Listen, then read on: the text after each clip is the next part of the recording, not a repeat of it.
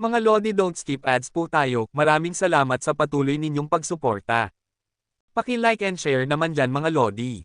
At sa mga gustong mag-donate sa ating GCash or regular na load, mag-comment lang po tayo. Para patuloy tayong makapag-upload ng mga bagong kabanata. Marami pong salamat. Kumusta mga Lodi, may bago tayong nobela, sana magustuhan nyo ang kwentong ito. Ito ay kwento ng isang kabataang lalaki na nagkaroon ng mahiwagang mga mata. Simulan natin ang kwento. Kabanata 1061 hanggang Kabanata 1070. Kabanata 1061. Nang marinig ito, sinabi ni Yehan, ang tinutukoy ko ay si Reporter Yin, baka gagawin mo rin ang ganitong masamang bagay sa hinaharap, pwede bang palitan natin ang usapan? Tumunog si Yin Ronan, saka naglabas ng isang dokumento mula sa kanyang bag, ibinigay ito kay Yin Yaifei at sinabi, tingnan mo, CEO, ito ang dokumento na gusto mong ipagawa ko sa iyo tungkol sa programa sa telebisyon tungkol sa Tianlong Martial Arts School, mga programang pangpromosyon. Salamat, ate. Sa mga ulat mula sa iyong istasyon ng telebisyon at sa aming publisidad sa internet, ang Tianlong Martial Arts School ay magiging kilalang mataas na antas na akademya sa lalong madaling panahon. Masaya ako para sa iyo, hindi sa iyo ang paaralan na ito. Kinuyam ni Yin Ronan ang kanyang mga labi at binigyan si Yehan ng masamang tingin habang nagsasalita. Sinabi ni Yehan, kinakailangan na dagdagan ang katanyagan ng Tianlong Martial Arts School. Mas maraming tao ang nakakaalam tungkol dito, mas maraming mag-aaral ang sasali, upang matuklasan ng akademya ang mas maraming piling tao. Ngunit tandaan ang isang bagay, sa halip na kulang, ang Tianlong o ang paaralan ay tumatanggap lamang ng piling mag-aaral, at ayaw kong maging hindi pantay ang pangkalahatang kalidad ng mga mag-aaral sa Tianlong Martial Arts School. Sinabi ni Yin Yaifei, si Kuya Joe at Elder Son ay nagbabantay sa mga pintuan. Wala talagang problema dito. Ang Tianlong Martial Arts School na gusto kong itayo ay hindi limitado sa Shanghai City. Gusto kong gawing isang world-class school ang paaralang ito. Ngumiti si Yehan at sinabi, sa iyong talento sa negosyo, naniniwala akong kaya mo ito. Matapos manatili sa opisina ni Yin Yaifei ng ilang sandali, 5:00 na ng hapon. Hindi bumalik si Yehan sa Phoenix Villa, ngunit sinamahan sina Yin Yaifei at mga kapatid upang kumain, at pagkatapos mag-shopping, nagmaneho siya pabalik sa Phoenix Villa. Hindi namamalayan, ang oras ay palaging mabilis na lumilipis, at sa isang kisap mata, ang araw kung kailan magsisimula ang paligsahan sa martial arts ay hindi na malayo. Sa panahong ito, nag-refine din si Yehan ng maraming gamot para sa Tianlong Martial Arts School. Ang Tianlong Martial Arts School ay kasalukuyang nasa yugto ng pag-unlad, at natural na magkakaroon ng maraming pagkonsumo ng mga mapagkukunan ng paglilinang. Malapit nang magsimula ang paligsahan sa martial arts, at ang mga tao mula sa sinaunang mundo ng martial arts at ang mundo sa ilalim ng lupa ay nagiging aktibo at papunta sa lugar kung saan gaganapin ang paligsahan. Ito ay isang malaking kaganapan na hindi dapat palampasin para sa mga Chinese cultivator. Bukod dito, kapag nagsimula ang paligsahan sa martial arts, ang mga nangungunang eksperto mula sa banal na lupain ng Kunlun ay lilito din. Ito lamang ay makaakit ng maraming tao upang magsiksikan dito. Sa villa ng Phoenix Mountain Villa, sa sandaling ito, isa-isa nilang tiningnan si Yehan na bumababa sa hagdan, ngunit ang kanilang mga emosyon ay hindi mataas, dahil aalis na naman si Yehan, bagaman sa panahong ito, si Yehan ay kasama na nila ng matagal, ngunit ang kanilang inaasahan ay ang kanilang magpatuloy ng ganoon magpakailanman, upang hindi na kailangang lumabas si Yehan at maranasan ang panganib ng mga pagbugbog at pagpatay na iyon. Aalis ka na naman. Lumapit si Joe Yuner upang ayusin ang damit ni Yehan, may malungkot na ekspresyon sa kanyang mukha. Lumapit din si Huang Nishiang na may malaking tiyan sa oras na ito, at sinabi, alam kong may gagawin ka, hindi kita pipigilan, pero tandaan, dapat kang bumalik bago ipanganak ang maliit na lalaking ito. Sa tingin ko nang ipanganak siya, nandito ang aking ina, at narito rin ang iyong ama. Tumango ng seryoso si Yehan at sinabi, huwag kang mag-alala, tiyak na babalik ako bago iyon. Matapos magsalita, sinulyapan ni Yehan sina Joe Yuner, Huang Nishiang, Yan Zihan, Li Xinran, Nangong Zixin at ang iba pa isa-isa. Kahit hindi siya nagsalita, lahat ay tahimik. Lahat ay naghihintay sa kanyang susunod na pagbabalik. Anak, dapat kang bumalik sa takdang oras. Hinihintay ka ng nanay mo sa bahay. Lumapit si Yan Qingmo at hinawakan ang kamay ni Yehan, at mapagmahal na sinabi. Sa tuwing lalabas si Yehan, talagang nag-aalala siya, at sa wakas ay natagpuan niya ang kanyang sarili. Ayaw niyang mawala muli ang kanyang anak na lalaki. Sige, hindi naman ito buhay o kamatayan. Babalik ang batang ito pagkatapos sumali sa paligsahan sa martial arts. Hindi magtatagal. Tinapik ng baliw ang balikat ni Yan Qingmo at sinabi. Nang marinig ito, sinaman ng tingin ni Yan Qingmo ang baliw at sinabi, sasabihin ko sa iyo, 9 na araw na lang bago ipanganak ang apo ko. Kung may masamang mangyari sa anak ko sa paglabas niya sa pagkakataong ito, huhukayin ko ang iyong balat. Nang marinig ito, agad na itinaas ng baliw ang kanyang mga kamay at nangako, huwag kang mag-alala, hindi ko hahayaang mawala ng isang buhok ang batang ito. Habang pinapanood si Yehan at ang iba pa na umalis, isang pakiramdam ng pagkawala ang nanatili sa mga puso ng mga babae sa villa. Sa sandaling ito, sa bundok sa likod ng villa, pinapanood din ng maliit na tigre si Yehan at ang iba pa. Hindi siya sumunod kay Yehan at sa iba pa.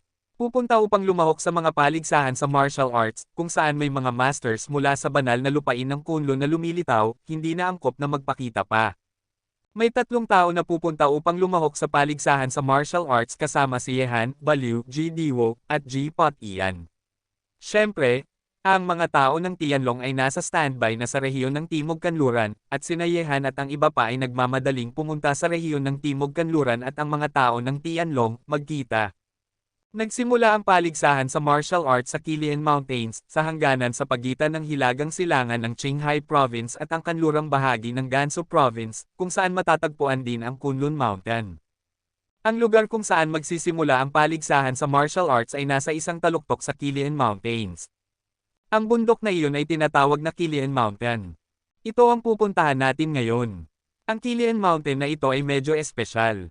Hindi lamang ito malapit sa Kunlun Mountain, ngunit mayroon din itong sinaunang pormasayon. Ayon sa alamat, ang pormasyong ito ay naiwan mula sa panahon ng mga Diyos, at napreserba hanggang sa araw na ito, ngunit ang mga tao lamang sa banal na lupain ng Kunlun ang nakakaalam kung paano buksan ang pormasyong ito. Isang maliit na espasyo para sa isang pamilya na manirahan, at ang espasyong ito ay ang martial market, at ang mga mananalo sa paligsahan sa martial arts ay makakapasok dito at makakakuha ng mga pagkakataon. Sa paglalakbay patungo sa Timog Kanluran, ipinaliwanag ng baliw ang paligsahan sa martial arts kay Yehan at sa iba pa. Sinabi ni Yehan habang nagmamaneho, matanda, anong pagkakataon ang nakuha mo nang pumasok ka sa martial market na ito? Walang pakialam na sinabi ng baliw, walang pagkakataon, kaya nag-pick up ako ng ilang sirang bato at ibinigay sa mga tao sa banal na lupain ng Kunlun. Ang mga taong iyon ay walang pakialam sa ibang bagay, interesado sila sa mga sirang batong ito. Siguro ikaw rin, makakakuha ka rin ng ilang sirang bato mula sa loob. Nang marinig ito, sinabi ni Yehan, ang sirang bato na makapagpapakita ng interes kahit sa banal na lupain ng Kunlun ay dapat na hindi pangkaraniwan, tama ba? Siyempre, kumunat ang mga mata ng baliw at sinabi, ang mga sirang batong ito ay natural na hindi pangkaraniwan, dahil ang mga ito ay mga espiritual na bato. Ling Shi, nang marinig ang mga salita ng baliw, nagtipon ang mga kilay ni Yehan. Ang ganitong uri ng bagay ay napakabihira sa panahong ito. Siyempre, maliban sa espiritual na minahan na nakuha ni Yehan sa Tengchong, hindi pa nakakita si Yehan ng ibang espiritual na kaluluwa kahit saan. Ang espiritual na enerhiya sa mundong ito ay manipis, at sa pangkalahatan, imposible na linangin ang mga espiritual na minahan. Ang espiritual na minahan sa Tengchong ay isang himala na. Ngunit ngayon, ayon sa sinabi ng baliw, may isang espiritual na bato sa Wushu, at tila nag-aalala pa rin ang mga tao sa banal na lupain ng Kunlun tungkol sa espiritual na batong ito. Kabanata 1062. Oo, espiritual na bato nga. Sabi ng baliw, pang ganitong uri ng bagay ay napakahalaga sa panahon ng mga Diyos, ngunit ngayon, walang sino man ang makakabasag sa mga gapos ng pagkakaisa ng langit at tao. Para sa mga tao ng sinaunang martial arts, ito ay isang walang silbing bato, ngunit ikaw ay isang exception, naigalinang ka ng espiritual na enerhiya mula sa simula, at ang espiritual na batong ito ay napakakapakipakinabang sa iyong paglilinang. Sa puntong ito, alam ni Yehan na ang espiritual na bato ay naglalaman ng espiritual na enerhiya, at ang ganitong uri ng bagay ay ang kanyang kayamanan upang mapabuti ang kanyang lakas, ngunit para sa mga baliw at iba pang mga eksperto, hindi talaga ito naiiba sa mga basura ng bato. Dahil kung gusto mong linangin ang espiritual na enerhiya, dapat kang makabasag sa kaharian ng pagkakaisa ng tao at kalikasan, na isang transcendental na kaharian na mas mataas kaysa sa 3 bulaklak na natipon sa tuktok. Gayunpaman, mula pa noong panahon ng mga Diyos, sa buong panahon, hindi pa naririnig na may nakabasag sa gapos na ito. Sinabi ni Yehan, ang Kunlun, ang banal na lupain, ay nagbibigay ng malaking halaga sa mga espiritual na bato. Nangangahulugan ba ito na ang ilan sa kanila ay nakabasag na sa kaharian ng pagkakaisa sa pagitan ng tao at kalikasan? Iyon ang dahilan kung bakit kailangan nila ang ganitong uri ng bagay. Hindi ko alam. Ang mga tao sa mundo ay may napakakaunting kaalaman tungkol sa banal na lupain ng Kunlun. Umiling ang baliw at nagpatuloy, gayunpaman, ang grupong ito ng mga lalaki ay nagbibigay ng napakalaking halaga sa mga espiritual na bato, at hindi nila kinakailangang gamitin ang mga ito para sa paglilinang. Sa pagkakaalam ko, ang Kunlun mayroong isang malaking porma sayon sa bundok na maaaring mag-guide sa Taoismo, at ang operasyon ng malaking pormasyong ito ay nangangailangan ng mga espiritual na bato bilang mga mata ng porma sayon. Ang malaking porma sayon na humahantong sa Taoismo. Kumunat ang noo ni Yehan. Minsan sinabi ng maliit na tigre na ang Kunlun Mountain ay may yin-yang reincarnation formation. Sinabi ng baliw, ang pormasyong ito na humahantong sa Taoismo ay napakamahiwaga. Ang mga alingaw-ngaw ay maaaring makatulong sa mga tao na maunawaan ang kahulugan ng Taoismo, maunawaan ang mga batas ng langit, at masira ang mga gapos ng pagkakaisa ng langit at tao. Siyempre, ito ay isa lamang sa mga alingaw-ngaw, at may isa pang alingaw-ngaw. Ang batas ay ang banal na porma sayon na ginamit upang ikulong ang apat na banal na hayop, ngunit kahit na totoo o hindi ang mga alingaw-ngaw, kahit na may isang tao sa mundong ito na makakaunawa sa tunay na kahulugan ng pagkakaisa ng tao at kalikasan, hindi nila gagawin ang hakbang na ito. Kapag nakabasag ka sa kaharian ng pagkakaisa sa pagitan ng tao at kalikasan, dapat kang pumasok sa ibang mundo, kung hindi, ikaw ay bobombardahin ng langit. Pagbombard ng langit. Sinabi ni Yehan na may mga nakakuyong na mata, sa ganitong paraan, ang pagkakaisa ng tao at kalikasan sa mundong ito ay ang pinakamataas na estado. Kung gusto mong patuloy na masira, dapat kang pumasok sa ibang mundo upang magsanay. Kung hindi, sisirain ito ng langit. Tumango ang baliw at sinabi, iyon ang dahilan kung bakit maraming tao ang naghahanap ng pintuan ng mga kababalaghan. Kung hindi pa sila nakahanap ng paraan upang pumasok sa ibang mundo upang magsanay, sino ang maglakas loob na masira ang mga gapos ng pagkakaisa ng tao at kalikasan? Tiyak na humihingi iyon ng kamatayan. Panipi. Marahil, ang mga tao mula sa Kunlun, ang banal na lupain ng iba, ay hindi bihira para sa Gate of Wonders na iyong hinahanap. Tumawa si Yehan, at sinabi, lahat ng puwersa ay patuloy na hinahabol ang landas ng Gate of Wonders, ngunit may isa maliban sa mga lugar. Banal na lupain ng Kunlun. Nang marinig ang mga salita ni Yehan, kumislap ang mga mata ng baliw. Sa kasaysayan, ang banal na lupain ng Kunlun lamang ang hindi naghabol sa mga pahiwatig sa Gate of Wonders. Tama. Ngumiti si Yehan, matanda, hindi ba kayo na naghahanap ng mga pahiwatig sa Gate of Wonders ay hindi kailanman nag-iisip tungkol sa dahilan? Bakit hindi hinanap ng mga tao mula sa banal na lupain ng Kunlun? Ikaw na anak ng isang asong babae, huwag kang mag-isip ng gago, may alam ka ba? Ang boses ng baliw ay naging bihira at solemn. Tungkol sa lokasyon ng pintuan ng lahat ng mga kababalaghan, iyon ay isang tanong na pinapahalagahan ng maraming tao.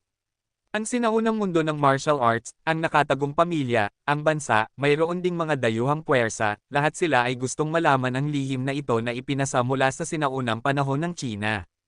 Sinabi ni Yehan, dahil ang pintuan sa lahat ng mga kababalaghan na iyong hinahanap ay nasa banal na lupain ng Kunlun. Nang marinig ang mga salitang ito, natigilan ang baliw. Ang Gate of All Wonders ay talagang matatagpuan sa banal na lupain ng Kunlun. Natatakot ako na walang nakakaisip tungkol dito, ni hindi nila ito naisip, dahil ang mundo ay hindi naglakas loob na mag-isip ng sobra tungkol sa banal na lupain na iyon, at kung ang Gate of All Wonders sa banal na lupain ng Kunlun, bakit hindi pa inihayag ng banal na lupain ng Kunlun sa mundo? Bata, saan mo nakuha ang pahiwatig na ito? Tanong ng baliw na may gulat na ekspresyon. Sinabi ni Yehan, matanda, personal na sinabi sa akin ng banal na hayop na White Tiger. Maniwala ka man o hindi, ngunit ayon sa sinabi ng maliit na bagay na iyon, ang Gate of Wonders na iyong hinahanap ay isang sirang pormasayon lamang, bagaman ang pormasyong ito ay maaaring talagang ito ay humahantong sa ibang mundo, ngunit ito ay napakamapanganib. Kung papasok ka dito, malamang na mamamatay ka. Nang marinig ito, tiningnan ng baliw si Yehan ng kakaibang tingin, at sinabi mismo ng maliit na bagay na iyon sa iyo, hindi ka ba nagloliko sa akin, bata? Nang marinig ang mga salita ng baliw, agad na tumahimik si Yehan. Walang silbi na sabihin sa baliw ng labis ngayon, bagaman ito ay talagang napaka-misteryoso, ngunit kapag lumabas ang katotohanan, natural na maniniwala ang mga tao. Matapos makarating sa Timog Kanluran, hindi hinayaan ni Yehan na sundan ng lahat ng mga tao ng Tianlong ang paglahok sa paligsahan sa martial arts. Dinala lamang niya sina Xiaben, Lin Chi, Leng Wufei at ang mga kapatid na Chen. Ang apat na Tianlong ay patuloy na maghihintay sa Timog Kanluran kasama si Yinlong. Tungkol kay Zhao Hengtian, pupunta siya sa Qilian Mountain kasama ang mga tao mula sa Xingyi sect. Matapos makapasok sa Gansu Province sa Hilagang Kanluran mula sa Timog Kanluran, dumiretso sina Yehan at ang iba pa sa Qilian Mountains. Sa paglalakbay patungo sa Qilian Mountains, nakilala rin ni Yehan at ang iba pa ang ilang tao mula sa sinaunang mundo ng martial arts at ang mundo sa ilalim ng lupa. Isang malaking kaganapan para sa mga practitioner sa isang bulwagan. Ang paligsahan sa martial arts na ito, na tinatawag na Martial Arts Conference ay talagang mas angkop. Ang kotse ay nagsimulang lumapit sa Qilian Mountains, ang kalsada ay paikot-ikot at umaabot, at ang mga bundok ay tumataas sa mga bundok. Hindi na angkop na magpatuloy sa pagmamaneho dito. Gayunpaman, hindi ito mabagal na maglakad sa ganitong uri ng kalsada sa bundok na may mga yapak ni Yehan, at makikita ang ilang mga kasama na practitioner sa mahabang distansya, at lahat ay nagmamadaling patungo sa Qilian Mountains sa Qilian Mountains. Ito ang unang pagkakataon ni Yehan na pumunta sa Qilian Mountains. Bukod sa pagpapanatili ng orihinal na lasa, ang bawat bundok dito ay napakamatarik at ang taas ay napakataas. Ang mga taong nakatayo sa ibaba ay maaari lamang tumingin sa mga taluktok na ito. Gayunpaman, sa mga bundok na ito, mayroong isang bundok na napaka-nakakaakit ng mata. Ang bundok na iyon ay nakatayo tulad ng isang higanti sa gitna ng mga bundok. Ang taas nito ay hindi maisip dahil ang bundok na iyon ay umaabot ng diretso sa langit. Ang tuktok ng bundok ay ganap na natatakpan ng mga ulap at mukhang napakabanal. Ito ang Kunlun Mountain. Itinaas ng baliw ang kanyang ulo at sinabi sa tabi ni Yehan. Nang marinig iyon, tumingin sina Yehan at ang iba pa sa tuktok ng bundok. Sinabi ng mga sinaunang tao sa isang Taishuan. Song, Kunlun? Ang celestial phenomenon ay napakalaki rin, malawak, mataas, na may kakaibang mga taluktok na nag-aagawan sa kagandahan, at ang dagat ng mga ulap ay walang katapusan. Ang tuktok ng bundok sa harap ko ay umaabot ng diretso sa langit, at sa isang sulyap, ang tuktok ng Kunlun Mountain ay hindi nakikita dahil ang tuktok ng bundok ay natatakpan ng mga ulap. Kung titingnan mo ng mabuti, may mga mahinang puting crane sa mga ulap. Lumilipad dito, ang araw ay sumisikat sa mga ulap na ginagawang napakabanal ang tuktok ng bundok na iyon tulad ng isang fairyland sa lupa. Kabanata 1063. Ito ang Kunlun Mountain. Isa itong pinagpalang lugar para sa paglilinang ng sarili. Naisip ni Yehan sa kanyang puso. Ang Kunlun Mountain ay kilala bilang ang pinakamagandang banal na bundok sa China at ang bundok ng lahat ng mga ninuno. Bukod dito, gamit ang Yin Yang Dharma Eye, nakita pa rin ni Yehan ang mga nakatagong dragon veins na tumataas sa mga nakapaligid na bundok. Ang mga dragon veins na ito ay nakasentro lahat sa Kunlun Mountain, na bumubuo ng isang eksena ng isang grupo ng mga dragon na sumasamba. Sige, gaano kataas ang bundok na ito? Ang mga taong may mahinang paglilinang ay maaaring hindi man lang makapunta sa bundok na ito. Sabi ni Lin Chi sa sarili, walang salita. Nang marinig ito, tumawa ang baliw at sinabi, "Bata, kung may pagkakataon kang umakyat at tignan, malalaman mo." Hehe, talagang mayroon akong ganitong ideya. Isang araw, Panginoon Chi, tatapakan ko ang lahat ng mga makapangyarihang lalaki sa itaas ko. Sinabi rin ni Leng Wufei sa oras na ito, narinig ko na ang paligsahan sa martial arts ay gaganapin ng mga tao mula sa banal na lupain ng Kunlun. Kung magpapakita kami, bibigyan kami ng mga lalaking iyon ng espesyal na pagtrato. Sinabi ni Yehan, bukod dito, ang mga dakilang paaralan sa sinaunang mundo ng martial arts ay marahil ay hindi titigil. Siyempre, ang pinakamahalagang bagay ay ang banal na lupain ng Kunlun. Dahil ang paligsahan sa martial arts na ito ay ginanap ng mga ito, umaasa ako na magiging disente sila. Umakyat muna tayo sa bundok. Sabi ng baliw, para sa kapakanan ng buong mundo, sa tingin ko ay hindi magugulo ang mga tao mula sa banal na lupain ng Kunlun. Bagaman ang Qilian Mountain ay hindi kasing taas at kasing ganda ng Kunlun Mountain, hindi ito maihahambing sa mga ordinaryong taluktok. Ang daan patungo sa tuktok ng Qilian Mountain ay isang serye ng mga hagdan ng bato na umaabot patungo sa tuktok ng bundok. Ang mga hagdan ng bato ay yumuyuko at umaabot sa takbo ng bundok. Sa daang ito, mayroon ding ilang mga cultivator na papunta sa mga taluktok ng bundok, karamihan sa mga taong ito ay mula sa mundo sa ilalim ng lupa, o mga casual na cultivator na walang kaanim, at babatiin nila sina Yehan at Madman, ang mag-ama na Fengyan, sa isang palakaibigang paraan. Gamit ang bilis ni Yehan at ng iba pa, hindi nagtagal ay nakarating sina Yehan at ang iba pa sa tuktok ng Kilian Mountain. Ang tuktok ng Kilian Mountain ay napaka-flat at malawak, na parang pinaplantse ito ng isang tao gamit ang espada. Maaaring itong tawaging isang supernatural na gawain, ngunit sa paligid ng patag na tuktok ng bundok, mayroong kabuoang 8 haligi ng bato na nakatayo. Sa mga haligi ng batong ito, mayroong malalim na mga rune na nakaukit sa mga ito, at sa mismong gitna ng tuktok ng bundok, mayroong isang sinaunang arena. Hindi ko alam kung gaano karaming taon na ang arena na ito. Pagkatapos ng maraming taon ng hangin at ulan, walang senyales ng pagkasira. Sa sandaling ito, ang mga cultivator mula sa lahat ng direksyon ng China ay nagtipon sa 4 na direksyon sa tuktok ng bundok. Ang mga taong ito ay may kanya-kanyang kampo, at nakaupo silang nakadapa sa lupa, naghihintay na magsimula ang paligsahan sa martial arts. Sa oras na ito, sina Yehan at ang kanyang grupo ay naglakad-lakad sa mga hagdan ng bato at lumitaw sa tuktok ng bundok. Bigla, kasunod ng paglitaw ni Yehan at ng iba pa, maraming mga mata ang napunta sa kanila sa paligid ng tuktok ng bundok. Dito, ang pagkakakilanlan ni Yehan ay masyadong sensitibo, kahit na ang sinaunang mundo ng martial arts ay nawasak na niya. Gayunpaman, kinapopootan niya ang Shaoxi Mountain, Wuyul Sword Sect, at Baji Sect. Kaya sa sandaling ito, ang pagnanasang pumatay ay pinakawalan din mula sa 3 sekta na sumasakop sa posisyon ni Yehan. Gayunpaman, sina Yehan at ang iba pa ay hindi pinansin ang mga nakamamatay na tingin na ito, at nakaupo silang nakadapa sa isang bukas na lugar sa tuktok ng bundok. Sa oras na ito, sina Yehan at ang iba pa ay medyo maaga nang dumating. Sa tuktok ng bundok na ito, pansamantalang nahahati ito sa 3 kampo. Sa gilid ng sinaunang mundo ng martial arts, ang mga miyembro lamang ng Shaoxi Mountain, Wuyul Sword Sect, at Baji Sect ang dumating, at ang natitirang mga sekta ay nasa daan pa. Ang mga tao mula sa 3 sekta na ito ay kasalukuyang nagsusuot ng parehong pares ng pantalon, kaya silang lahat ay nakaupo ng nakadapa sa parehong posisyon. Sa kabilang panig, may mga casual na cultivator na walang background o sekta. Hindi kakaunti ang mga tao sa 2 kampo na ito.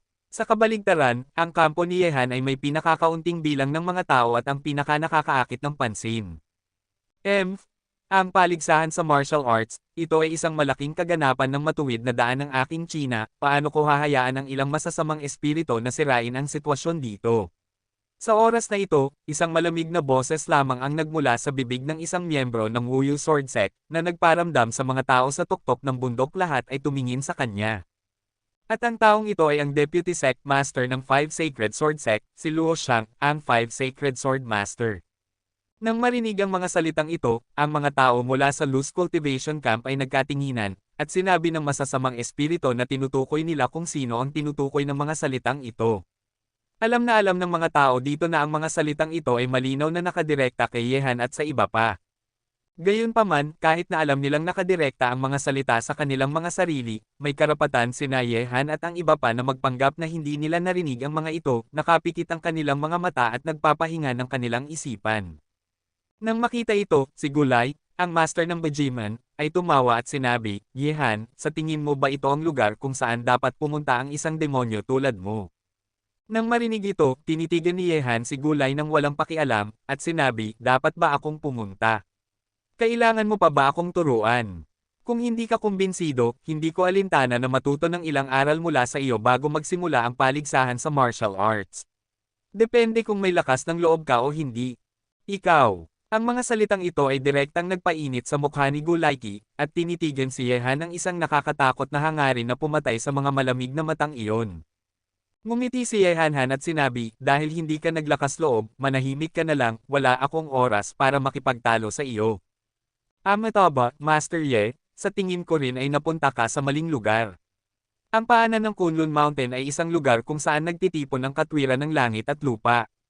Paano hahayaan ang masasamang espiritu dito? Mangyaring umalis ka agad. Kung si Master Ye ay may kilati, maaari ko itong gawin. Pakisamahan mo ako. Sa oras na ito, ang puting kilay na monghe ng Shaoxi Mountain ay mahinahong nagsalita. Nang makita ang peking pakikiramay sa mukha ng puting kilay na banal na monghe, tumawa si Yehan sa kanyang puso, at sinabi, matandang kalbong asno, kung napupuot ka sa akin sa iyong puso, sabihin mo na lang, hindi mo kailangang magpanggap na napakamapagkunwari, hindi mo ba iniisip na mahirap? Tungkol sa mga demonyo, sa tingin ko kung ikukumpara sa ginagawa ninyong mga lalaki sa lihim, hindi ka gaanong mas malakas kaysa sa akin, ang mga demonyo, tama ba? Tumawa si Lin Chi nang may pagkutya, at sinabi, isang grupo ng mga mapagkunwari, kung ang paligsahan sa martial arts ay hindi malapit nang magsimula, mahirap sabihin kung maaari ka pa ring umupo dito at magpanggap na marangal. Kabanata 1064. Mukhang ang pagbagsak ng ilang mga sekta ay hindi nagparamdam sa ilang mga tao ng katotohanan. Tumawa si Yehan at sinabi, dahil ang ilang mga tao ay nahuhumaling sa pagkahumaling, mukhang kailangan kong gumamit ng ilang mga paraan ng bakal at dugo. Lin Chi, tandaan tungkol sa akin, kapag nakakita ka ng ilang mga taong hindi mo gusto, hindi mo kailangang maawa at patayin sila ng walang awa. Shawash!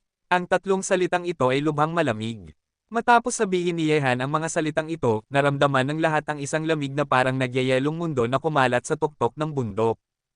Patayin ng walang awa. Nang marinig ang tatlong salitang ito mula sa bibig ni Yehan, naramdaman ng lahat sa paligid ng tuktok ng bundok ang isang lamig na kumakalat na parang nagyayelong mundo. Ang general ni Yehan, si Lin Chi, ay napakalakas kaya hindi niya mapigilan. Hindi alam ng mga tao, kung gusto mong talagang ihambing, walang katumbas ang mga batang henyo sa sinaunang mundo ng martial arts.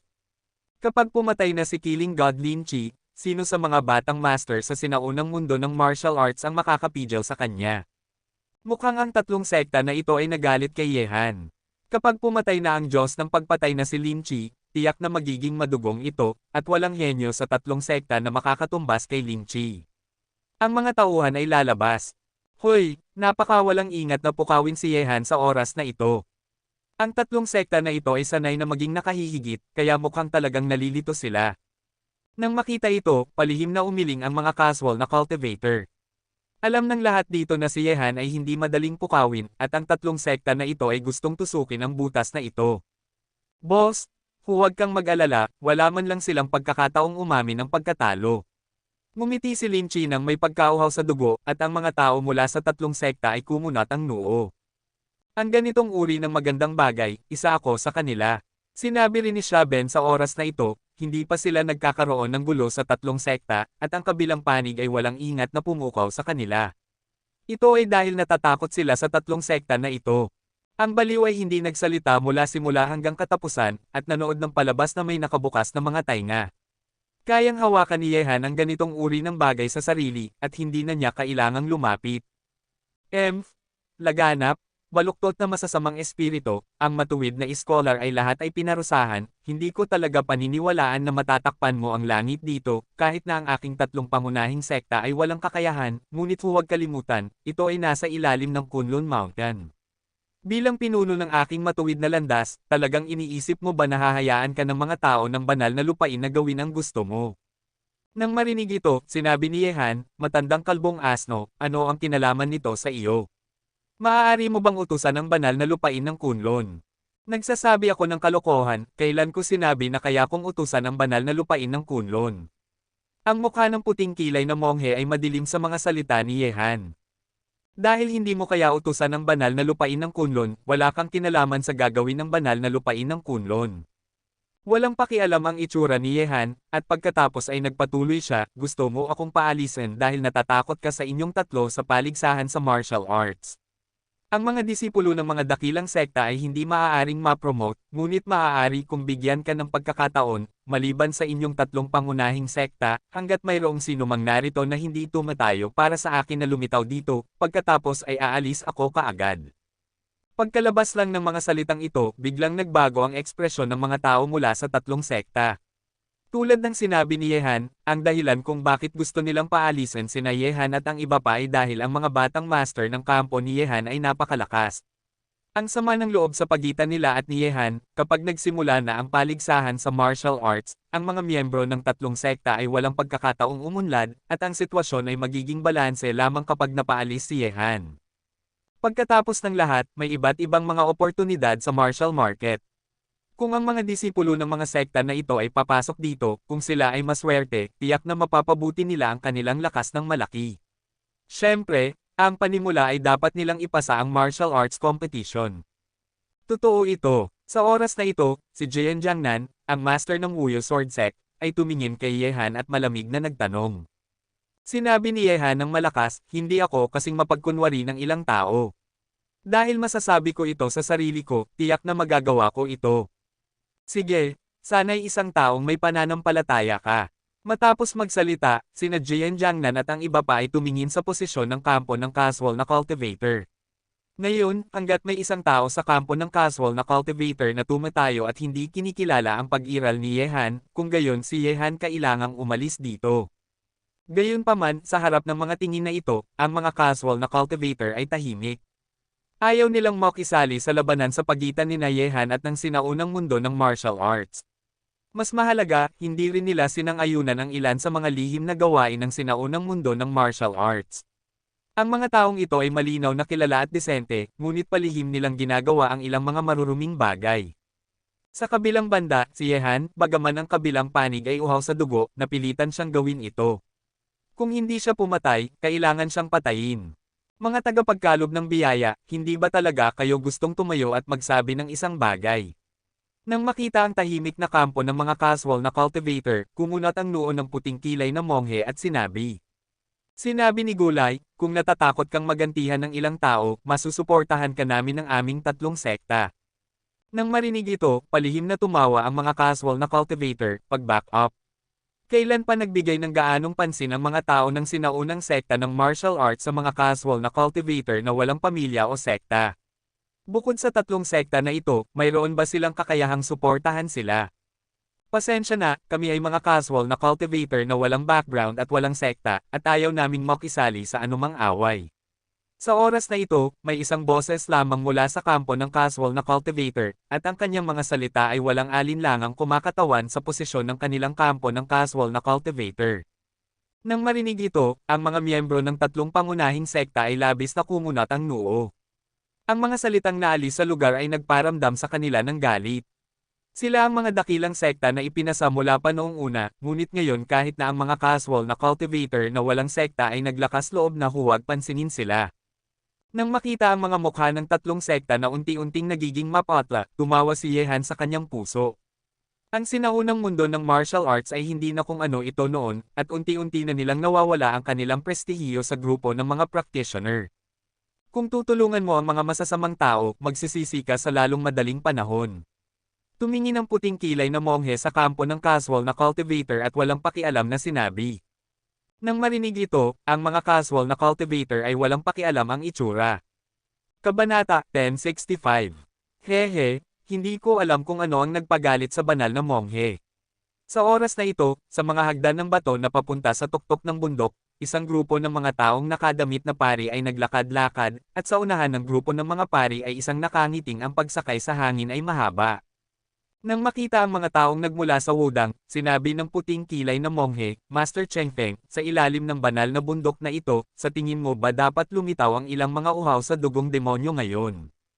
Nang marinig ito, pinangunahan ni Daoist Master Chengfeng ang mga disipulo ng wudang na umupo ng nakadapa sa isang walang laman na lugar, at nakangiting sinabi niya, Banal na monghe, ngayon nandito ako sa wudang para lamang sa paligsahan sa martial arts, hindi sa pagbanggit ng ibang mga bagay. Kung ito ay isang demonyo, may darating upang kolektahin ito. Ang pahayag na ito ay walang alinlangang pagtanggi sa tanong ng puting kilay na monghe, na nagparamdam sa puting kilay ng kabilang panig na magtipon, at pinili ng wudang na umiwas. Ang ganitong uri ng sagot ay walang pagkakaiba sa kampo ng casual na cultivator.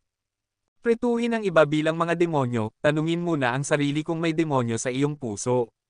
Banal na monghe, binibigyang diin ng Budismo ang pagkakapantay-pantay ng lahat ng nilalang, ngunit ang ginagawa ngayon ng banal na monghe ay medyo salungat. Sa oras na ito, ang mga tao mula sa MA ay dumating din, ang pinunong ito ay ang pinuno ng MA na si Wowo Teacher. Ang mga salitang ito ay agad na nagpainit sa mukha ng puting kilay na monghe, ngunit hindi pa ito tapos, pagkatapos lang ng pagdating ng MA, ang mga tao mula sa Xingyiman ay sumunod at lumitaw sa tuktok ng bundok, nakita lamang nila si Liu Yuro na tumawa ng may isang tunog, sinabi niya, tama si Master Wu. Ang mga itinuturing na demonyo ay maaaring ang mga tunay na demonyo mismo. Ang mga tao ay may kanya-kanyang paghatol sa tama at mali. Habang sunod-sunod na lumilitaw ang mga sekta ng Eme at Shingi, ang kanilang mga salita ay nagparamdam sa mga mukha ng tatlong pangunahing sekta na pinamumunuan ng Shaoxishan na biglang naging napakapangit, at ang mga pagsabog ng malamig na hininga ay pinakawalan mula sa kanila. Habang tinututukan nila si Yehan, una, ang Sanshiyu Camp ay lantaran na tumanggi sa kanila, at pagkatapos ay ang Wudang na isa ring sinaunang sekta ng martial arts, ay pinili ring umiwas. Ang paglitaw ng Eme at Shingi ay lantaran ng nanunuya sa kanila. Sa sitwasyong ito, ang kanilang tatlong sekta ay naiisa, at walang pumipili na tumayo sa kanilang panig maliban sa kanilang mga sarili. Nang makita ito, ngumiti si Yehan, at tiningnan niya ang puting kilay na monghe at sinabi, "Matandang kalbong asno, binigyan na kita ng pagkakataon, ngunit mukhang hindi talaga ganoon kaganda ang iyong ugali, gusto mo pa rin akong umalis." Nang marinig ito, ang banal na monghe na may puting kilay ay malamig na tumunog at sinabi, "Mula noong unang panahon, ang kasamaan ay nanag sa katwiran. Ito ay isang masasamang espiritu, at mamamatay din ito balang araw. Pagkatapos ay tingnan natin kung kailan darating ang araw na iyon." Tumawa si Yehan, at pagkatapos ay inilayo niya ang kanyang tingin sa mga tao ng tatlong sekta. Ang mga lalaking ito ay dumating upang guluhin siya para sa kanilang sariling mga interes. Ngayon ito sa huli, sinampal niya ang kanyang sarili sa mukha. Sa oras na ito, ang mga tao mula sa dalawang grupo ng Eme at Shingi ay nakaupo ng nakadapa sa tabi ni Yehan at ng iba pa. Ang Eme at Yehan ay mga matatandang kakilala na. Ngayon sa oras na ito, natural na pipiliin nilang maging nasa parehong kampo kasama si Yehan. Ngayon si Liu Yuro ang kumokontrol sa lahat ng kapangyarihan, at kasama ang relasyon ni Zhao Hengtian, maituturing silang mga kaalyado na sumusulong at umatras ng magkasama. "Ate, bakit ka nandito?" Tumingin si Yehan kay Yeching na dumating upang umupo sa tabi niya, matagal na silang hindi nagkikita, at ngayon si Yeching ay puno ng aura ng isang klasikong kagandahan, ito ay kaakit-akit, at sa oras na ito si Yeching ay nakabasag na sa maliit na rendo, ang talento na ito ay napakatao. Nang marinig ito, ang mukha ni Yeching ay nagpakita ng isang hitsura ng sama ng loob, at sinabi niya, "Ang isang taong hindi pa bumibisita sa akin ng napakatagal, ako, bilang isang kapatid na babae, ay maaari lamang pumunta dito upang makita siya ng may hiya." Nang marinig ito, hinawakan ni Yehan ang maliit na kamay ni Yeching, humingi ng paumanhin, "Ate, patawad, ako." "Sige, nagbibiro lang." Nang makita ang nagkasalang mukha ni Yehan, ngumiti si Yeching, "Inutusan ako ng master na lumahok sa paligsahan sa martial arts, at sinabi niya na kung may pagkakataon akong makapasok sa martial arts market, tiyak na makakahanap ako ng sarili ko.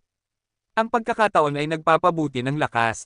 Ngumiti si Yehan at sinabi, "Ate, huwag kang mag-alala, dahil nandito ako, tiyak na papasukin kita sa merkado ng wushu." "Well, naniniwala ako sa iyo, ate." Ngumiti si Yewei at tumango, mahigpit na hinahawakan ang malaking kamay ni Yehan.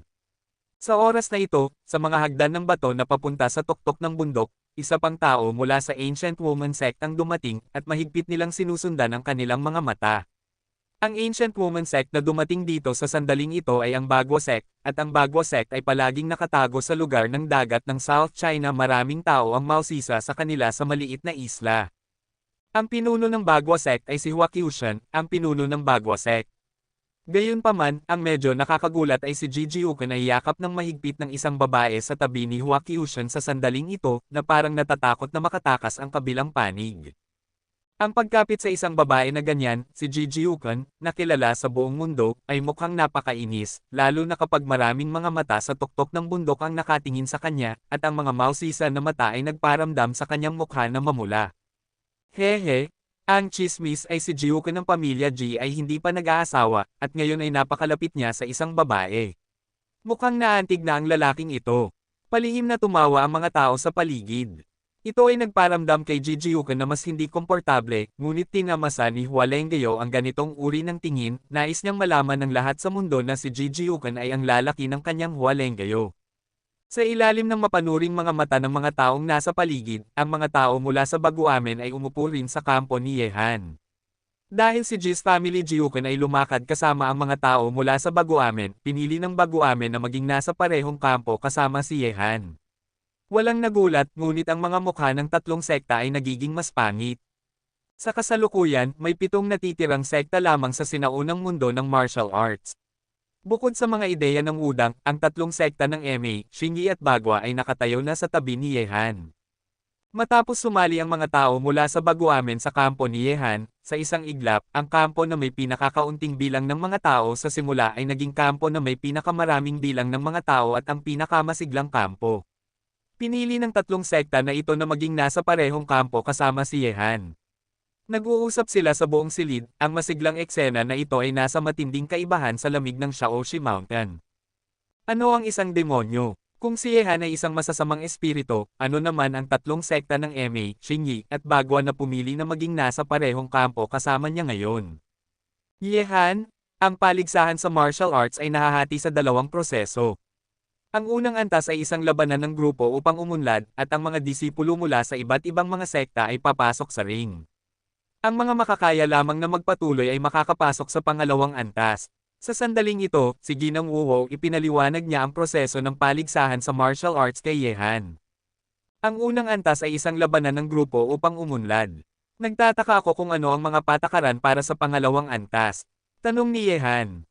Kabanata 1066. Ngumiti si Wakyushan at sinabi, ang pangalawang antas na ito ay medyo mahirap. Ang mga makakapigil lamang sa ilalim ng kalooban ng isang kagalang-galang ay makakausad. Kapag sila ay nahulog, wala na silang pagkakataon sa wushu. Ang pamimilit ng kalooban ng kanyang kamahalan. Nangiti ang mga mata ni Yehan. Alam ni Yehan kung gaano kakilakilabot ang lakas ng kagalang-galang. Napakahirap na magtiis sa ilalim ng kanyang presyon. Siyempre, hindi ito para kay Yehan. Wala ito, ngunit para sa iba, hindi ito dapat maliitin.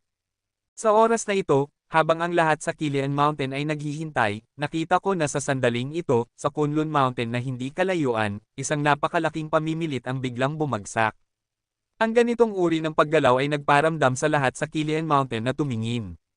Bigla, ang pamimilit na ito ay binalot ang mundo, na parang nagmula ito sa pang-aapi ng mundo, na nagparamdam sa mga tao na napakabigat. Gayunpaman, habang ang lahat ay nakatingin sa Kunlun Mountain, 4 na figure ang sunod-sunod na lumitaw sa labas ng mga ulap na tumatakip sa tuktok ng Kunlun Mountain.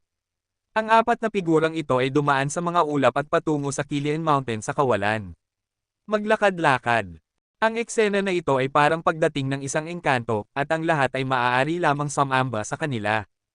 Ang kagalang-galang ng Kunlun Mountain ay lumitaw na. Nang makita ang eksena na ito, nagulat ang mga tao sa Qilian Mountain, at ang lahat ng kanilang mga mata ay nakatuon sa 4 na figure. Habang naglalakad ang 4 na figure sa kawalan, unti-unti silang lumapit sa Qilian Mountain, at nakita ng lahat ang kanilang mga mukha ng malinaw, pataas. Ang taong nasa unahan ay nakasuot ng banal na puting sinaunang kasuotan, at ang kanyang hininga ay naglalabas ng kataas-taasang aura na malayo sa makamundo. Ngunit sa sandaling ito, ang mga mata ni Yehan ay nahulog na sa isang binata, nakatingin sa kanya ng walang pakialam. Ang lalaking ito na natalo sa North China, dito, nagkita ulit sila. Sa kawalan, 4 na figure ang bumaba na parang mga immortal, at ang ningning ng nagninangas na araw ay suminag sa kanila, na nagparamdam sa kanila na napakabanal, na parang ang mundo ay parang mga langgam sa harap nila, at sa Qilian Mountain, lahat ng mga mata ay nakatuon sa kanila. Sa harap ng 4 na figurang ito, ang taong nasa banal na puting sinaunang kasuotan ay ang pinuno ng 4 na kagalang-galang ng banal na lupain ng Kunlun, isang nangungunang powerhouse na may hindi masusukat na lakas, at karamihan sa mga mata ay nakatuon sa kanya sa sandaling ito katawan. Gayunpaman, hindi si Yehan, dahil ang kanyang mga mata ay nahulog na sa isang binata. Ang binata na ito ay nasa hulihan, at nakasuot din siya ng sinaunang kasuotan. Kilalang-kilala na siya ni Yehan. Merong Chando, nagkita ulit sila. Ang mga lalaking ito ay mahilig pa rin sa pagpapakita at pagmamalaki. Hindi ko talaga alam kung paano nilinang ng mga taong ito ang kanilang sarili sa puntong ito. May panunuya sa mukha ng baliw. Ngumiti si Jijiuken at sinabi, kung ang hitsura ay hindi medyo mas matindi, paano natin maipapakita ang kanilang nakahihigit na presensya? Sa ilalim ng titig ng karamihan, 4 na figure ang isa-isa na lumapag sa ring sa gitna ng karamihan, tinatanggap ang atensyon ng paligid. Sila ay sina Chanzen, Xuanhuang, at Merong Chando.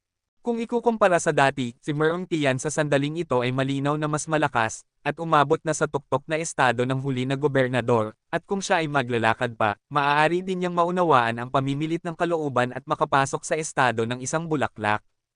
Dapat sabihin na ang bilis kung saan nilinang ng banal na lupain ng Kunlun ang mga master ay nakakatakot. Sa sekular na mundo, kung ikukumpara sa mga henyo tulad ni Yehan at Nalan Mietian, si Merong Chando ay maituturing na ordinaryo sa lahat ng aspeto. Gayunpaman, pagkatapos makapasok sa banal na lupain ng Kunlun pagkatapos noon, nagulat si Yehan sa kanyang mabilis na pag-unlad. Sa sandaling ito, nagkita ulit sila, at nang magtagpo ang kanilang mga mata, isang matalas na gilid ang sumibol sa bawat isa sa kanilang mga mata.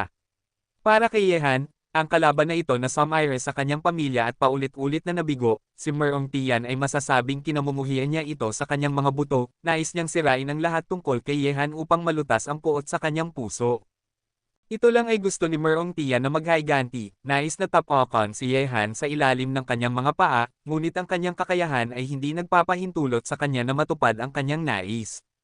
Siyempre, ang mga hangarin na pumatay ni Yehan kay Merong Chando ay hindi mahina, hindi siya hahayaan ni Yehan na manatili sa potensyal na panganib na ito, kahit na ngayon, dahil sa relasyon sa banal na lupain ng Kunlun, talagang hindi naglakas loob si Yehan na hawakan si Merong Chando, ngunit gayunpaman, kapag ang banal na lupain ng Kunlun ay talagang gusto siyang maging kaaway, pagkatapos ay papatayin ni Yehan si Merong Chando kahit anuman. Ang paglitaw ng tatlong kagalang-galang ay nagdulot sa mga tao sa Kilian Mountain na tumayo ng sunod-sunod na nakatingin sa kanila ng may paggalang. Makita ang kanyang kabanalan. Nang makita ang tatlong dakilang master sa ring, ang mga tao mula sa Shaoshishan, Wuyul Sword Sect, at Bejiman ang unang nagsalita na may magalang na ekspresyon sa kanilang mga mukha. Bagaman ang mga practitioner mula sa ibang mga kampo ay hindi nagsalita, lumingon din sila sa ring. Ang tatlong kagalang-galang ay yumuko. Nang makita ito, nakita ko ang Chanzen sa banal na puting sinaunang kasuotan na nakangiti, ang kanyang mga mata ay tumingin sa paligid, ang ngiting iyon ay tila nagparamdam sa mga tao na maligo sa simoy ng tagsibol, napaka-komportable, ngunit dito, maglakas loob na maging kasama si Chanzen mayroong ilang mga tao na nakatingin sa isa't isa gamit ang mga matang iyon.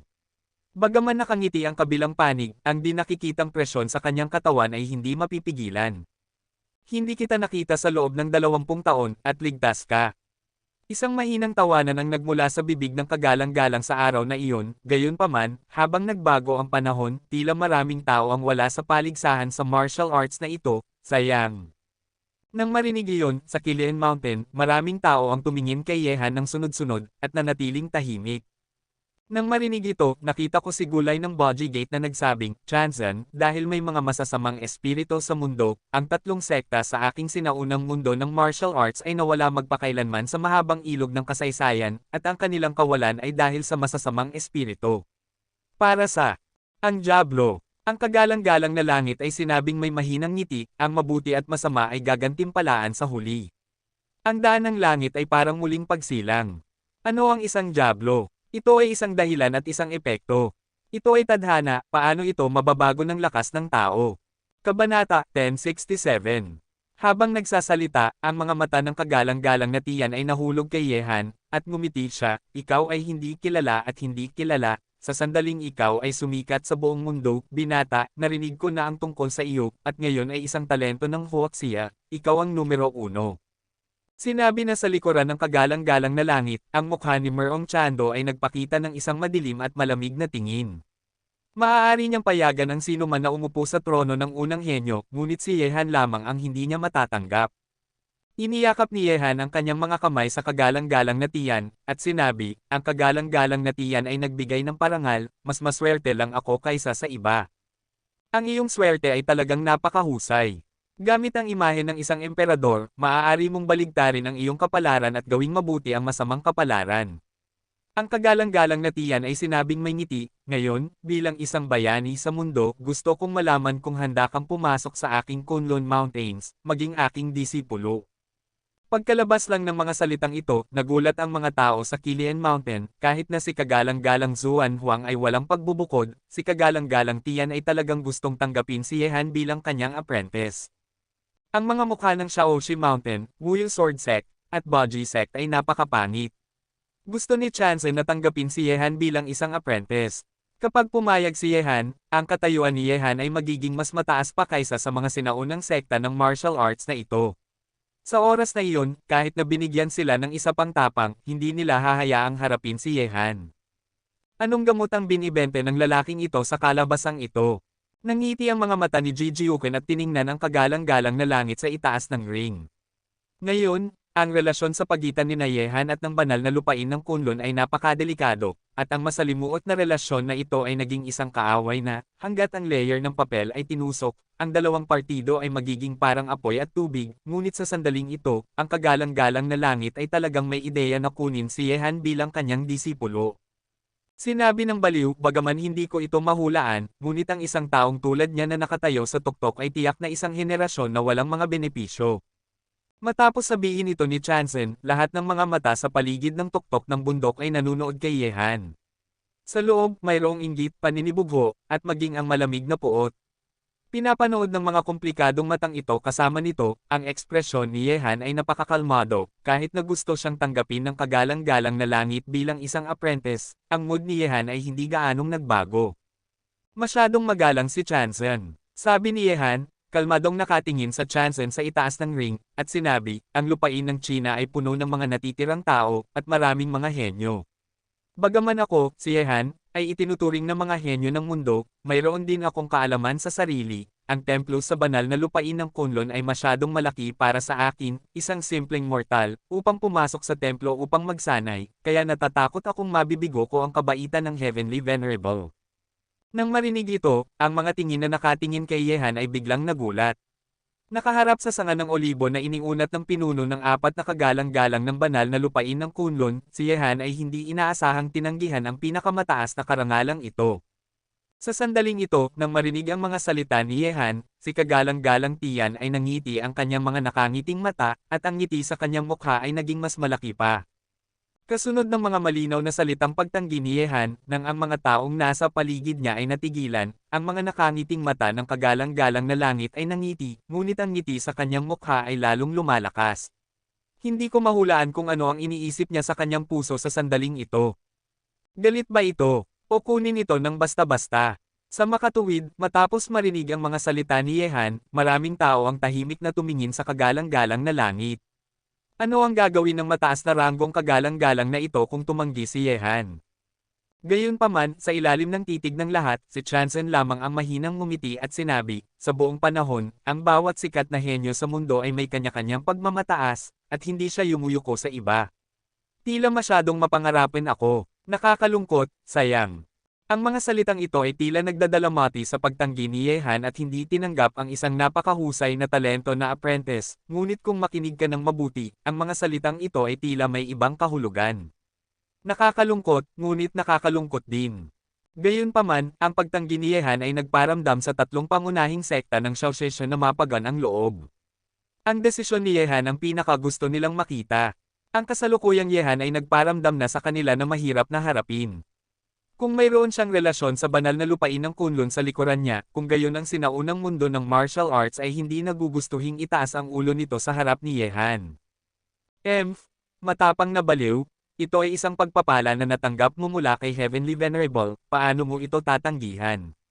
Sa sandaling ito, ang dalawang kagalang-galang na sina Zuan at Wang ay tumingin kay Yehan na may malamig na mga mukha, at isang nakakatakot na hangarin na pumatay ay pinakawalan sa kanila, lumabas.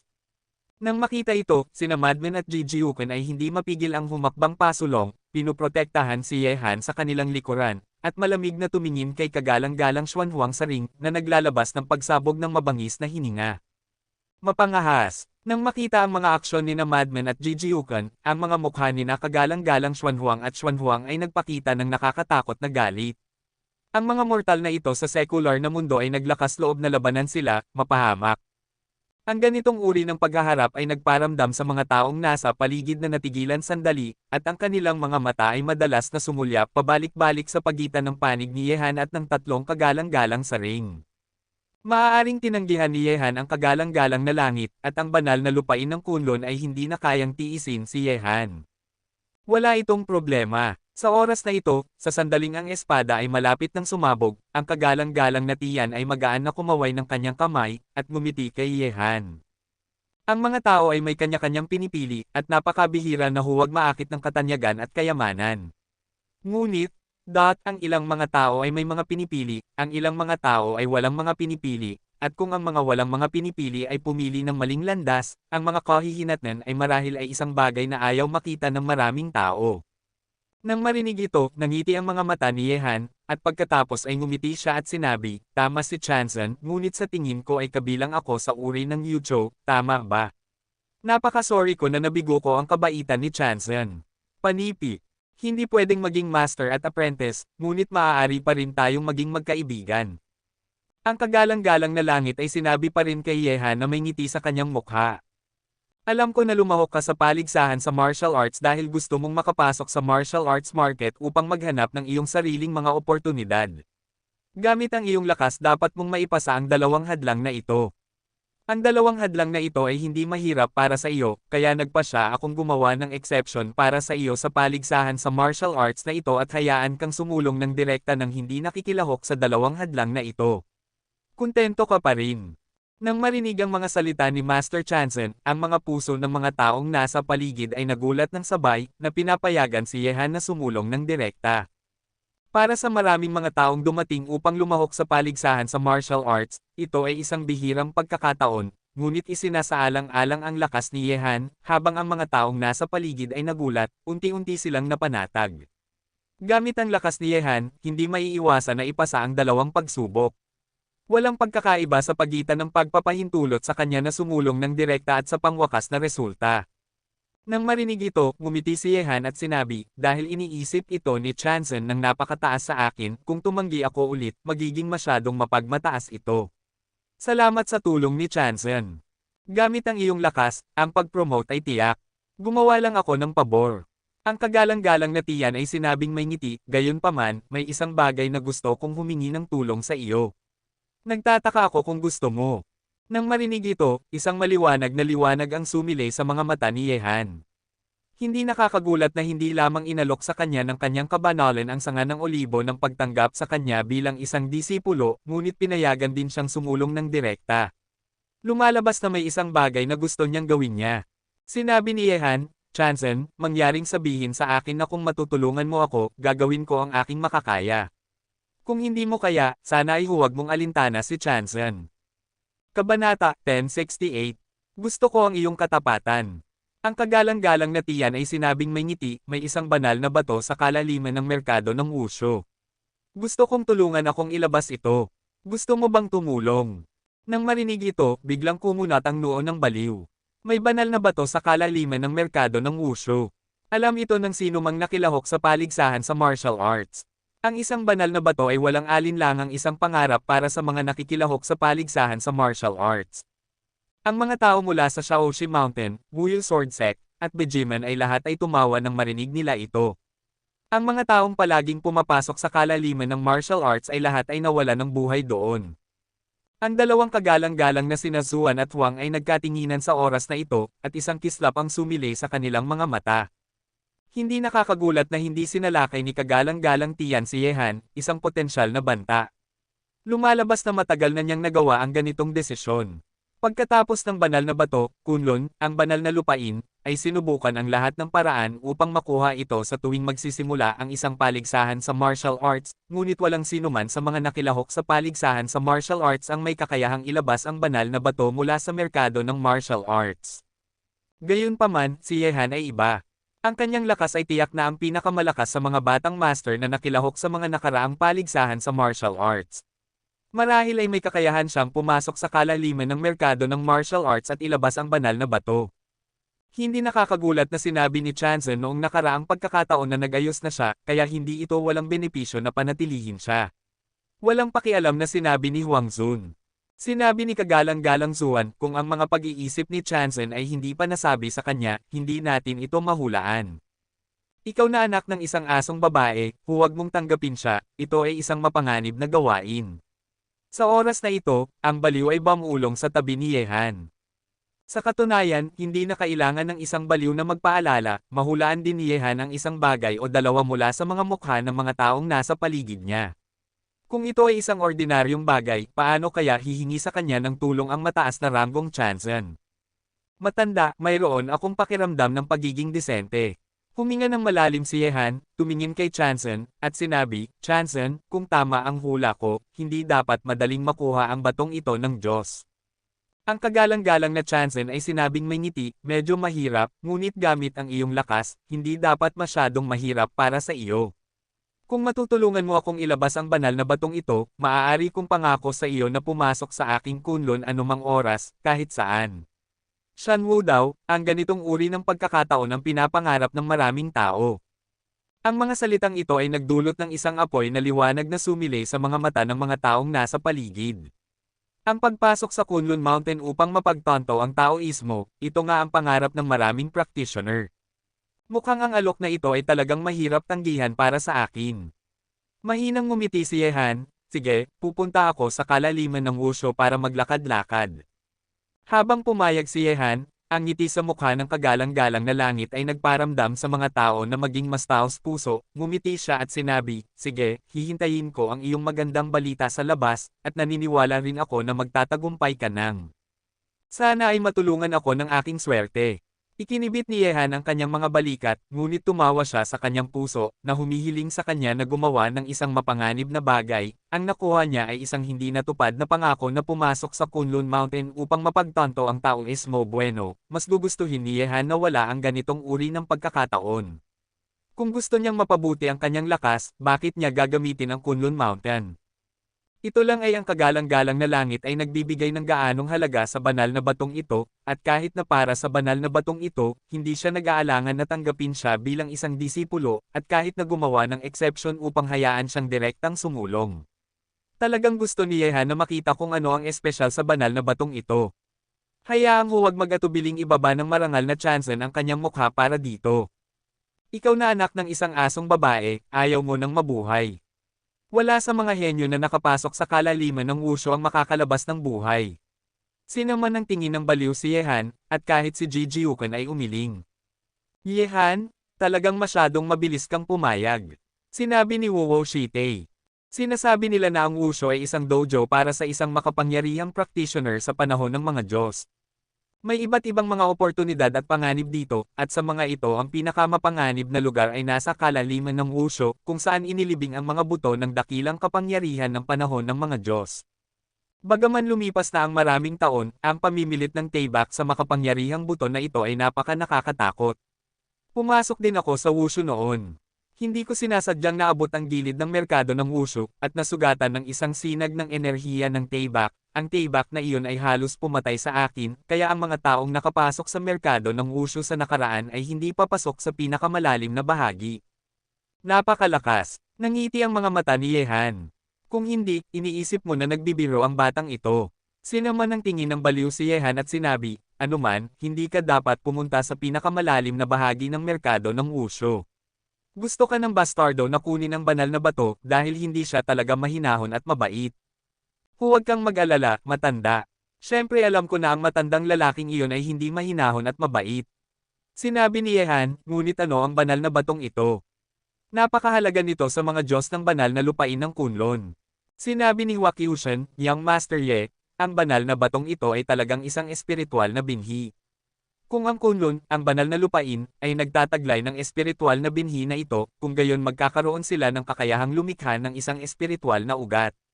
Gamit ang isang espiritual na ugat, maaaring hindi nila ito kailangan. Ang espiritual na bato sa wushu. Espiritual na binhi. Nagtataka si Yehan. Sa madaling salita, ang ganitong uri ng bagay ay napakahalaga. Ang dahilan kung bakit maraming mga espiritual na bato sa wushu ay dahil sa pag-iral ng espiritual na binhi na ito. Ang banal na lupain ng Kunlun ay matagal nang nananabik sa espiritual na binhi na ito ng higit sa isang araw o dalawa. Sinabi ng baliw.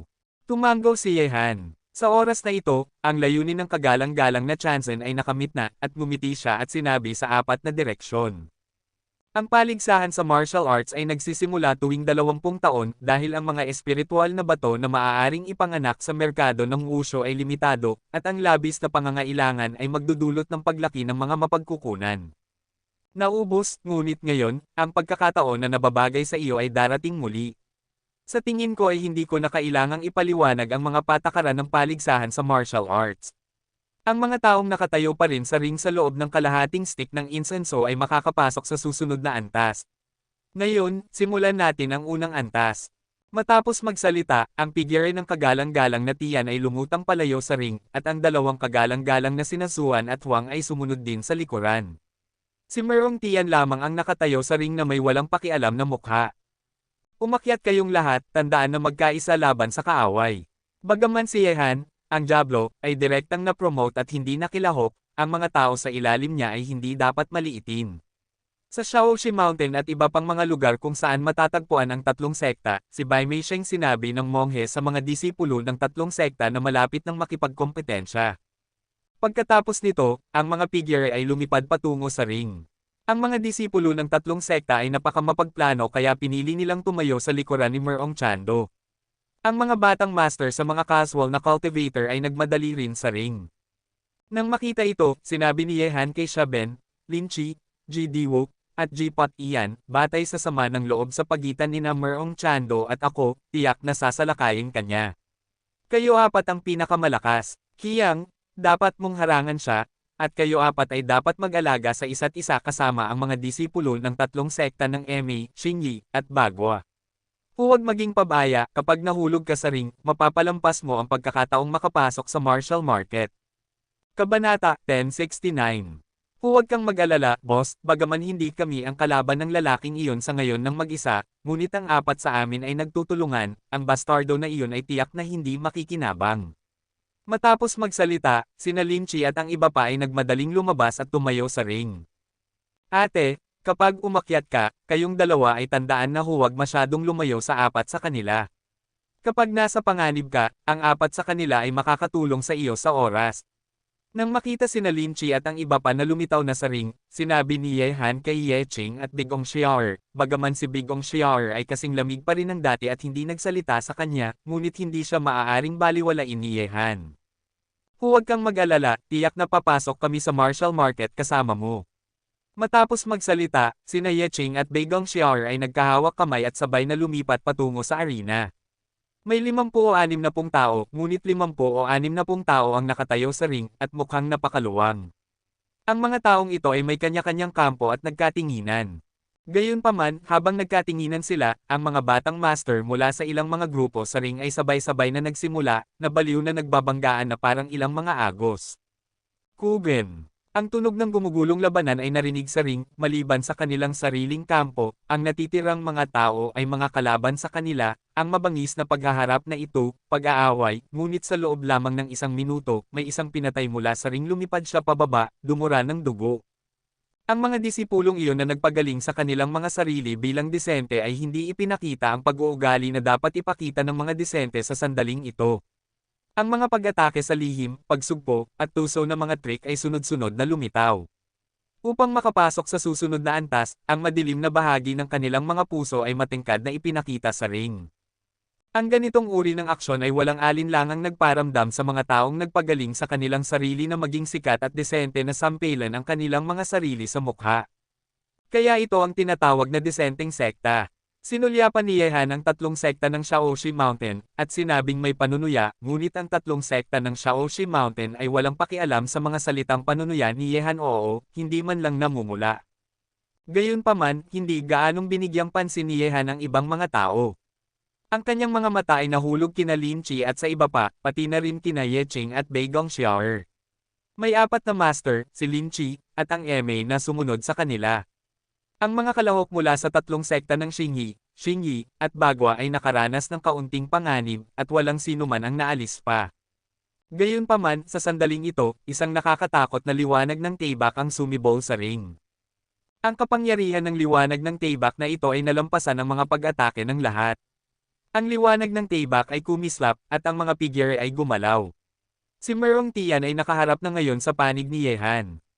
Ang lalaki ay gumawa ng isang paggalaw, at ang kanyang paggalaw ay kasing bilis ng kidlat, at bigla siyang lumitaw sa isang kawalan, at ang tibak na iyon ay direktang lumapit kay Ye Qing na nakikipaglaban sa ring.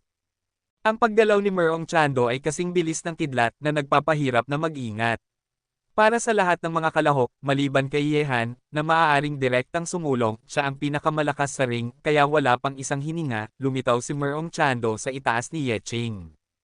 Ang tibak na iyon ay gumalaw na parang kulog, at ang nakakatakot na liwanag ng tibak ay binalot si Ye Qing, na gustong patayin siya sa ilalim ng tibak na ito. Ang ekspresyon ni Merong Tian ay mabangis, gusto niyang maghiganti, at sa arena na ito, si Ye Qing ay naging kanyang unang target ng paghihiganti. Pinatay si Ye Qing, alam ni Merong Tian na tiyak na masasaktan si Ye Han, at ito mismo ang nangyari. Ang mga resulta na gusto niyang makita. Sige na bastardo. Nang makita ang eksena na ito, ang puso ni Ye Han ay nagpakita ng takot. Kung namatay si Ye Qing, hindi niya alam kung paano siya mababaliw, ngunit nang handa nang makialam si Ye Han, ang baliw pinipindot ang balikat ni Ye Han, sinabi niya sa isang malalim na boses, huwag kang mag-alala, hindi pa magtatagumpay ang batang iyon. Sa sandaling ito, nang ilunsad ni Merong Tian ang isang nakakatakot na pag-atake kay Ye Qing, sina Xia Ben at Lin Chi, na pinakamalapit kay Ye Qing, ay biglang lumaban. Ang tibak ni Chando ay naharang. Gamit ang isang putok, habang ang tatlo sa kanila ay nagbanggaan, ang nakakatakot na kapangyarihan ay nag-radiate at hindi mapipigilan. Sina Xia Ben at Lin Chi ay napilitang umatras ng paunti-unti, at ang lahat ng mga kalahok na disipulo sa paligid nila ay naapektuhan, at sila ay hinaypan mula sa ring ng isa-isa, at si Ye Qing ay orihinal na nasa gitna ng pag-atake, at dinanas ang marahas na puwersang ito sa sandaling ito, at agad na dumura ng isang bibig ng dugo, at pagkatapos ay pinrotektahan ni Big Ong Xiaoer. Matapos makaligtaan ng isang suntok, isang masamang liwanag ang sumilay sa mukha ni Merong Chando, at sina Xia Ben at Lin Chi ay nabalot ng nakakatakot na hangarin na pumatay. Pinunit kita ngayon. Nagalit si Lin Chi, isang alon ng hangarin na pumatay ang sumabog mula sa kanyang katawan, at ang sky-breaking halberd ay sumuntok patungo kay Merong Chando na parang isang makamandag na ahas. Ang pagwawalis na parang kulog, ang dalawang Gods of War at God of Death sa ilalim ni Ye Han ay nagalit ng sabay. Ang kanilang kapangyarihan ay napakalakas kaya ang mga disipulo ng ibang mga sekta ay hindi naglakas loob na lumapit sa kanila. Ngunit sa oras na ito, mahinahong sinabi ni GDWO, Pot Ian, tulungan mo sila, at iwanan mo ito sa akin. Sige, mag-ingat ka sa sarili mo. Pagkatapos ng lahat, ang mga paa ni G-Pot Ian ay yumapak ng husto sa ring, dala ang isang pares ng mga martilyo na pumipinsala sa langit, lumipad siya sa langit na parang isang higanteng unggoy, at ang pares ng mga martilyo ay lumabas ng marahas, patungo sa mga taong tumatakbo at hanggal. Si Merong Tian, na nakipaglaban kay Lin Chi, ay baliw na sumuntok. Bang bang bang! Sa kawalan sa arena, ang mga nakakatakot na pag-atake ay lumitaw mula sa tatlong direksyon sa paligid ni Merong Chando at patungo sa kanya. Sina Xia Ben, Lin Chi, at G-Pot Ian ay nagsanib puwersa upang labanan si Merong Chando. Ang baliw na pagwawali sa kawalan ay nagparamdam sa lahat sa paligid niya na tumingin sa gilid. Nang makita ito, huminga ng maluwag si Ye Han. Kung may nangyari kay Ye Qing, hindi niya talaga maisip ang mga kahihinatnan. Ngayon, sina Xia Ben, Lin Chi, at G-Pot Ian ay nakikipaglaban kay Merong Chando, kahit na hindi sila pantay, ngunit hindi ito isang malaking problema na manatili hanggang sa katapusan ng unang round. Ang isang walang awa na bata, Ye Han, ay tinututukan ka. Ang mukha ni Master Wuwo ay malamig.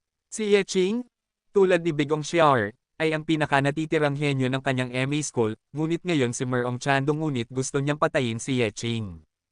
Alam ko, kapag pumasok ako sa martial market, tiyak na papatayin ko siya kung may pagkakataon ako. Ang mukha ni Ye Han ay napakamalamig din, na iniisip na si Merong Tian ay masyadong mapanganib sa mga taong nasa paligid niya, at kasama ang kanyang poot sa kanya, maaari siyang gumawa ng kahit ano. Ngayon, hindi na pinapansin ni Ye Han kung sino ang nakatayo sa likuran ni Merong Chando. Kailangan niyang alisin ang taong ito sa lalong madaling panahon. Sa arena, kasama si GDWO bilang isang eksperto, sina Ye Qing at ang iba pa ay itinuturing na ligtas sa ngayon, nang walang banta ni Merong Chando, hindi ito isang malaking problema para sa kanila na makapasok sa susunod na antas. Walang pakialam na tiningnan ni Ye Han si Merong Chando sa langit. Isa laban sa tatlo, si Merong Chando ay mukhang napakamakapangyarihan pa rin. Ang bawat galaw at estilo ay puno ng nakakatakot na kapangyarihan. Ang ganitong uri ng baliw na paghaharap ay nagparamdam sa mga kalaban sa itaas ng ring ang kawalan ay naging magulong at ang mga marahas na hangin ay nagwawalis sa paligid. Kabanata 1070. Gayunpaman, si Merong Tian ay malakas, at sina Xia Ben, Lin Chi, at G-Pot Ian ay hindi rin mahina. Ang nakakatakot na mga pag-atake ng armas ay baliw na bomb unit sa kawalan. Kapag tinamaan ng ganitong uri ng pag-atake, kahit si Merong Tian ay masasaktan. Dahil lang sa inyong tatlo ay gusto akong pigilan. Sa sandaling ito, si Merong Tian ay bumulong ng malamig, ang kanyang makapangyarihang taybak ay konektado sa kawalan, at ang bawat pag-atake ng taybak ay parang isang multo na nagpapahirap na makilala ang totoo mula sa Peking, kay Merong Chando bilang sentro, ang mga anino ng taybak sa buong langit sumabog at patayin ang quartet, tinatakpan ang mundo. Ikaw na anak ng isang asong babae, tingnan mo ang ikapitong master, hindi ko baboliin ang iyong binti ngayon. Si Lin Kixi ay masamang ngumiti, ang kanyang mukha ay mabangis na parang isang demonyo, at ang ligaw na Heaven Breaker ay baliw na umindayog sa kanyang mga kamay, pinupunit ang lahat ng mga anino ng taybak na nagmula sa pagbomba. Nasugatan ng enerhiya ng taybak, nilapitan niya si Merong Chando ng walang pag-aalinlangan. Sa dalawang iba pang direksyon, ang malupit na lakas ni Shaben ay kinilabutan ng langit, at ang Overlord Spear ay nagwawalis, na tumutusok sa libu-libong tropa, na may mapang api na hitsura, na parang siya lamang ang maaaring maging katumbas ng libu-libong tropa. Ang langit na pumipinsalang martilyo ni J-Pot Ian ay napakabaliw din, ang bawat martilyo ay nag-vibrate at nanginginig, tulad ni Shaben, ang lalaking ito ay isang ganap na master ng kapangyarihan, natatakot akong wala nang higit pa rito. Ang tatlo sa kanila ay matapang na sinuntok si Merong Chando mula sa tatlong direksyon sa kawalan. Sa sitwasyong ito, kahit na ang mukha ni Merong Chando ay napakapangit, talagang naramdaman niya ang presyon sa tatlo sa kanila. Umalis. Si Merong Chando ay sumigaw ng malakas, at ang nakakatakot na kapangyarihan ng siyam na araw ay bumuhos mula sa kanyang katawan, na nagtitipon sa armas sa kanyang kamay, at agad, isang nakakatakot na puwersa ang kumalat sa paligid ni Merong Chando, isang mahinang ang gintong liwanag ng taybak ay parang taybak na sumisira sa mundo, hindi mapipigilan ng mga Diyos at demonyo. Pumatay pumatay pumatay. Sa pagitan ng langit at lupa, tatlong mabangis na sigaw ng pagpatay ay nag-ugong sa kawalan na parang kulog. Nakaharap sa nakakatakot na pagsuntok ng taybak ni Merong Chando, sina Shaben, Lin Chi, at J-Pot Ian, na parang mga Diyos na demonyo na lalong naging matapang habang sila ay nakikipaglaban, ay patuloy na umaatake ng baliw, isang alon ng pagkawasak ang nagwawalis ng ligaw sa lahat ng direksyon. Nang makita ito, matamang tumitig si Yehan. Sa gitna ng alon ng pagkawasak, ang mga damit ni Shaben, Lin Chi, at J-Pot Ian ay napunit, at ang mga bakas ng dugo ay lumitaw sa kanilang mga katawan, dumura ng dugo. Maliwanag na sila ay malubhang nasugatan sa labanan kay Merong Chando, isang master na nasa tuktok na antas sa huling yugto ng dakilang gobernador. Gayunpaman, sina Shaben at ang iba pa ay malubhang nasugatan, at ang kapalaran ni Merong Chando ay hindi gaanong mas mahusay, na may mga hibla ng dugo na unti-unting umaagos mula sa sulok ng kanyang bibig. Nang makita ito, nagulat si Yehan. Tila minamaliit niya ang potensyal ni Shaben, Lin Chi, at J-Pot Ian. Sa ilalim ng ganitong uri ng labanan ng buhay at kamatayan, ang kanilang potensyal ay sa wakas ay sumabog ay napaka-nakakatakot. Alam mo, sina Shaben at Lin Chi ay nasa tuktok ng unang yugto ng pagiging isang supervisor, at si J-Pot Ian ay nasa gitnang yugto ng pagiging isang supervisor. Gamit ang lakas ng tatlo sa kanila, karaniwan ay imposibleng labanan si Merong Chando, isang master sa tuktok ng dakilang tungkulin, ngunit sa sandaling ito, ang tatlo sa kanila ay sapilitang gumuhit kasama si Merong Tian, bawat isa ay may kanya-kanyang lakas, pinsala. Tatlong baliw na lalaki, natapos pa nila ang isang pantay na posisyon kay Merong Chando, ang dakilang gobernador sa huling yugto. Ang kanilang lakas sa pakikipaglaban ay talagang nakakatakot at walang kapantay. Kung lalaban sila sa kanila, sila ay papatayin kaagad. Panipi.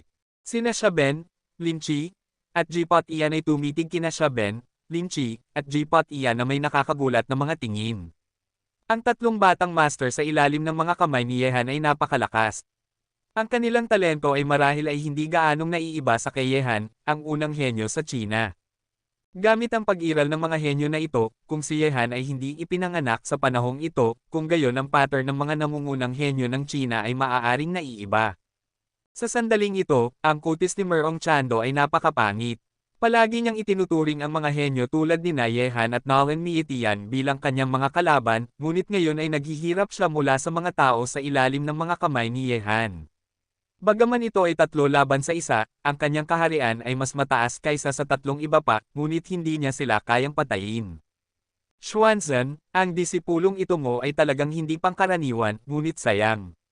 Pagdating sa mga nangungunang henyo, hindi siya maituturing. Mahinang ngumiti si Chanson, pagkatapos ay sinulyapan niya ang tatlo sa kanila, at bumuantong hininga, bakit ang isang makapangyarihang henyo ay sila ba ay nagtitipon sa paligid ng binata na iyon, sa halip na Kunlun, ang aking banal na lugar. Chanson, ang grupong ito ng mga tao ay hindi maaaring manatili ng matagal. Walang pakialam na sinabi ni Swanson. Nang marinig ito, si Kagalang-galang Tian ay patuloy na tumingin kay Yehan, ngunit hindi niya sinagot ang mga salita ni Kagalang-galang Zuan, ang kanyang kalmadong mga mata ay nagpapahirap na makita kung ano ang nangyayari sa kanyang puso sa sandaling ito. Dapat ko bang panatilihin si Yehan, o burahin ito ng tuluyan? Ito lang ay, sa kalaliman ng mga di nakikitang mga mata na iyon, mayroon ng isang mahinang malamig na liwanag na sumisibol. Marahil, tungkol kay Yehan, hindi niya kailanman naisip na panatilihin siya, o marahil, mayroon siyang hangarin na pahalagahan ang kanyang mga talento, ngunit tinanggihan siya ni Yehan. Tulad ng kanyang sinabi mismo, ang ilang mga tao ay walang pagpipilian, at ang mga walang pagpipilian ay pumili ng maling landas. Maraming tao ang ayaw makita ang ganitong uri ng kahihinatnan.